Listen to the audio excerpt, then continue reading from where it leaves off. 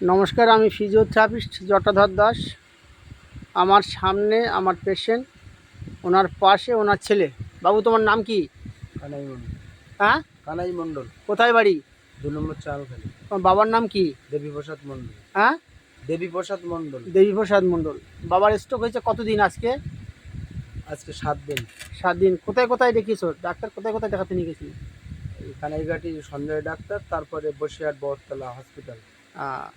Basirhat hospital থেকে কানাইবাবু ওনার বাবাকে ফিরিয়ে এনেছেন। দেবীপ্রসাদ বাবু, ওনার সিভিএ হয়েছে, সেরিব্রাল ভাস্কুলার অ্যাটাক হয়েছে। তো তার কারণে লেফট সাইড হাত এবং পা প্যারালাইজড হয়ে গেছে।